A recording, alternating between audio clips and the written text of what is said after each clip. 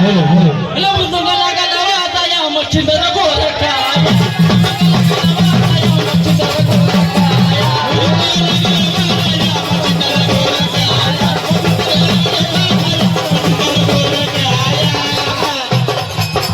चालू दे